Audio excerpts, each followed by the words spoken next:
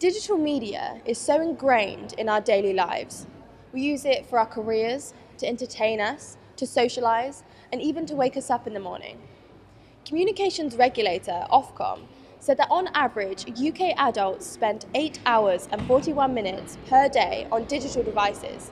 That's longer than the average adult spends asleep. So does this mean we're addicted to it? During the course of this documentary, I'm going to be speaking to some experts in this field, and I'll even be doing a digital detox. That means no digital devices for 7 days. I want to know how my usage affects the way I live.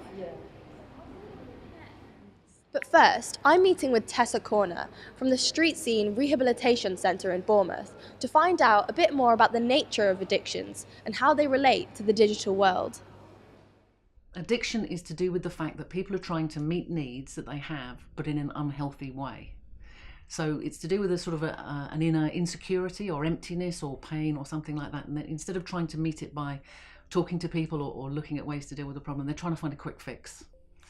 And digital media can fall into that category along with all the standard stuff that people do with the alcohol and all the rest of it. People who get over-involved, what happens is they spend so much time online that they actually cause damage to their actual human relationships. And at the end of the day, we are human beings and we're designed to have interactions with other human beings. They're actually the significant things. We all know the experience of reading a Facebook message and getting it wrong, reading it not quite as the person wrote it. We all know that thing of the FOMO, where you look at it and like everybody in the whole world's having a better time than me. All this stuff just compounds to make you feel more rubbish about yourself. And because you're isolating and only dealing through this, those feelings can compound. Whereas actually what you need to do is go and talk to your friends about how life really is. You know, everyone has a crap Saturday night. If I take a classical drug example, heroin, for example, will replicate endorphins. So all of a sudden your brain is full of endorphins. So the brain, in order to protect itself, what it does is it starts to shut down the endorphin receptors and it shuts down the endorphin producers. Yeah. Because it doesn't need that much endorphin, it's bad for it. So when the heroin user stops using heroin, the brain hasn't got enough endorphin to run, because endorphin acts like an oil, it stops all the aches and pains and all the rest of it. And that's what withdrawal is. Now, when you're dealing with digital addiction, it's messed up with the serotonin levels. So you've got less serotonin when you stop. Suddenly your unnatural serotonin has dropped off, and you feel really vulnerable and really kind of shaky. And it takes a period of time for the brain to go, oh, I'm not getting it from that source anymore. I need to generate this myself again. And that's what happens. That's literally how it works. So that was the neurology of addiction. It seems that our usage really can affect the way our brains work. Let's see how my digital detox affected me. So it's been a week since all of my digital devices were taken away from me. And I must say, my mood did improve towards the end of the week, but it was a struggle at the beginning. So it's day 2 and I really want to check my emails and my notifications right now, but I can't.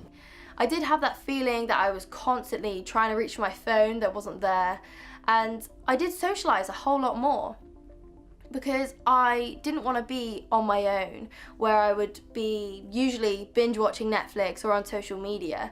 So I organised with people to do all these other things that I wouldn't usually do during the week. And I got a lot of work done as well. I did notice that I use social media and things like Netflix and the internet way more than I thought I did.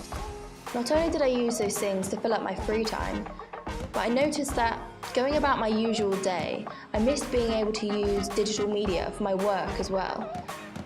All in all, the feeling of being unplugged was very freeing. I felt like I had so much more free time. It's become so easy to spend hours and hours glued to a screen. Perhaps our tech should tell us when enough is enough. Well, Dr. Ryan Alley, a software engineer who researches digital addiction, believes that we should be made much more aware of our usage.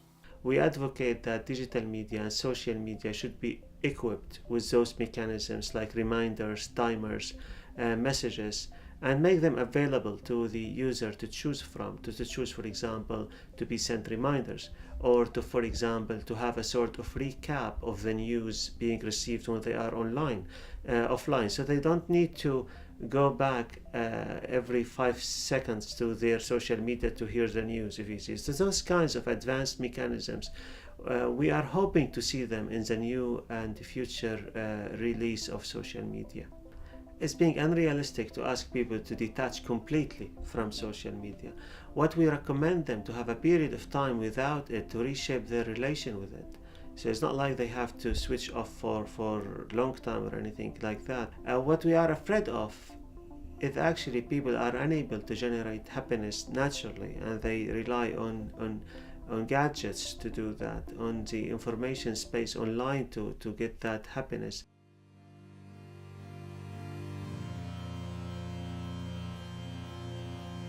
Generally speaking, it's good to sort of have at least one day a week when you're not on digital media. You know, go out and smell the flowers, go out and actually interact in the environment and let your body readjust from the constant stress and hyped upness of being on digital media, because that's what's changing your brain.